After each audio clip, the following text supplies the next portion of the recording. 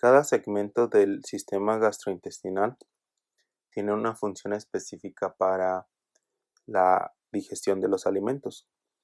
La boca, por ejemplo, pues ayuda a masticar y demoler los alimentos mecánicamente, a degustarlos. Sí participa un poco en la digestión con la secreción salival. El esófago manda los alimentos simplemente de la boca al estómago y a partir de aquí es donde se complican las cosas porque cada segmento tiene células diferentes que pueden participar o no en este proceso. Así es que vamos a revisarlos. El primero es el estómago. El estómago tiene glándulas donde se encuentran las células. El propósito de este video es ver la función, no su localización histológica. Pero empecemos. Aunque primero tenemos que señalar que hay un tipo de células especializadas que son células del sistema enteroendocrino. El sistema enteroendocrino es simplemente células que secretan hormonas que se encuentran a lo largo de todo el intestino.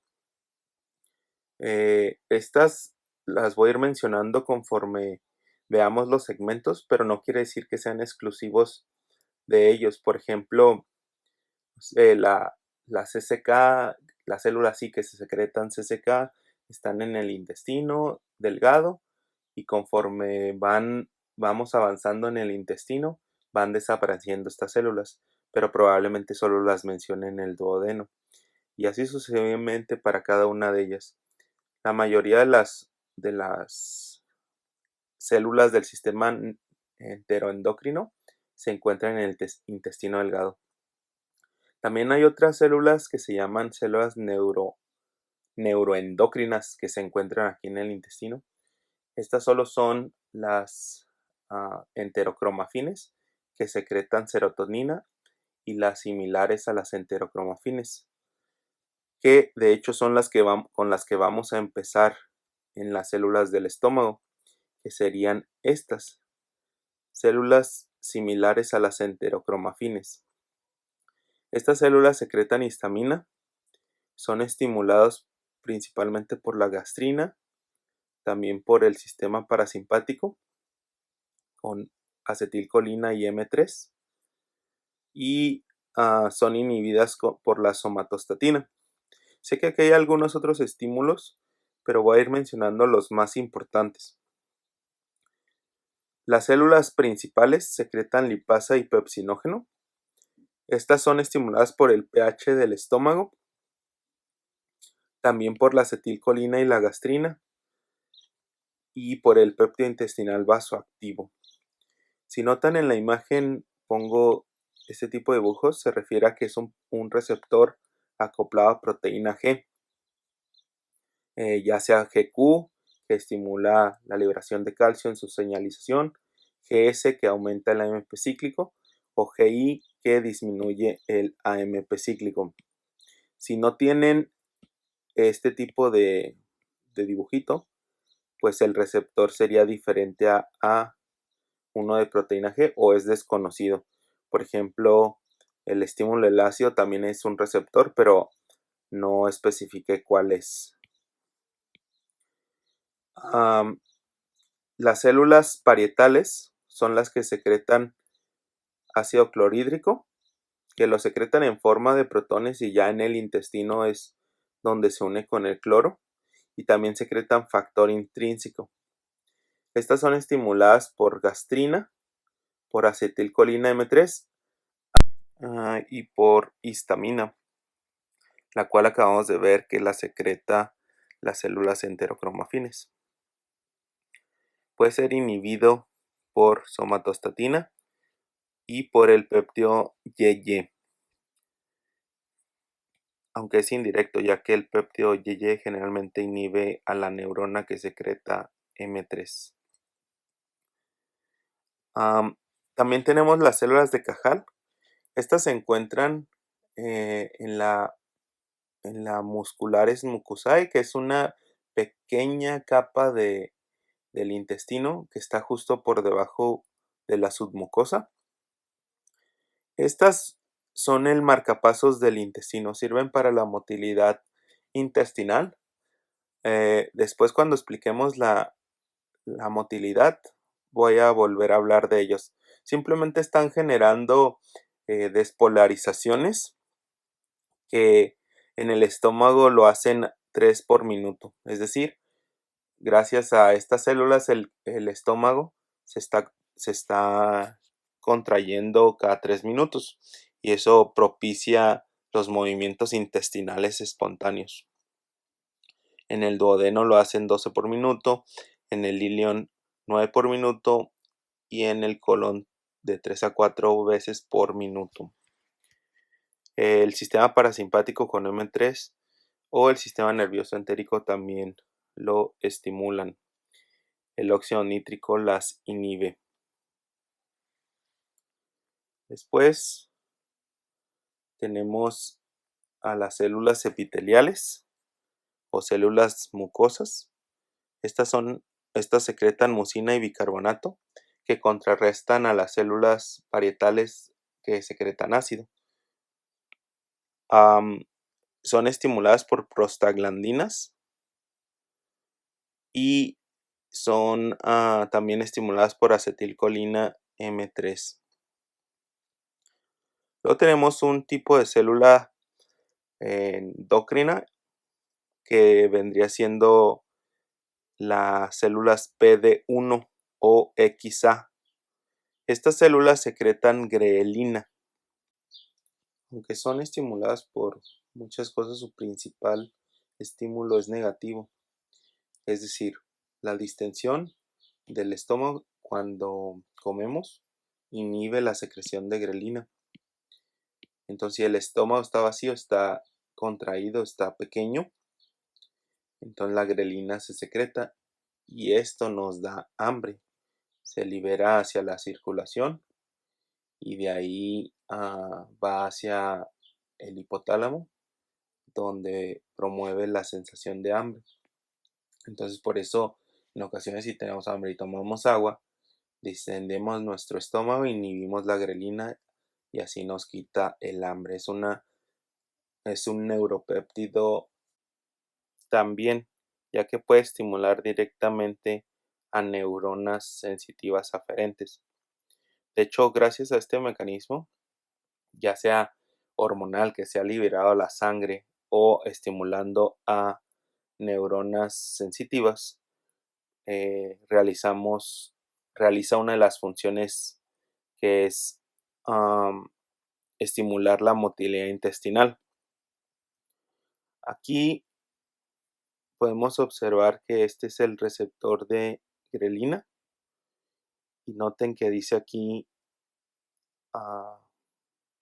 barrera hematoencefálica del sistema nervioso central y hormonas. Entonces, algunas de estas hormonas pueden atravesar la barrera hematoencefálica y llegar a un lugar que se llama núcleo del tracto solitario.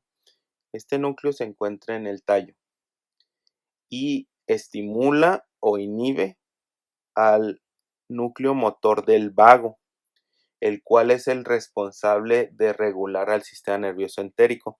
Que todo esto lo vamos a ver en otro video, pero rápido. Este decide si el sistema nervioso entérico estimula la contractilidad del intestino o inhibe la contractilidad de todo el intestino. La grelina lo que hace, ya sea como hormona o en algunos textos dice que también mediante el estímulo de las neuronas aferentes sensitivas, es decir, como neuropéptido o como neurotransmisor, estimula al núcleo del tracto solitario para que estimule al vago y genere una respuesta positiva, es decir, aumentando la contractilidad de todo el intestino. Por lo tanto, la grelina promueve el vaciamiento gástrico y los ácidos grasos lo inhiben a la grelina. Por eso es muy importante incluir en nuestra dieta alimentos ricos en grasa, o sea, balanceados, pero que también tengan grasa, que no lo excluyan, ya que disminuye mucho el vaciamiento gástrico y nos da saciedad por más tiempo. A diferencia de que no los incluyamos, pues todo el alimento va a pasar mucho más rápido hacia el intestino y más rápido a ser absorbido. Por lo tanto, vamos a necesitar comer más. Entonces, las grasas previenen esto, retienen más los alimentos en el estómago, evitando así la rápida absorción. ¿Quién más estimula la grelina? Pues la noradrenalina lo puede estimular. La secretina, el péptido relacional a la calcitonina y la hormona estimulante melanocitos. También este péptido inhibidor gástrico puede estimular la secreción de grelina.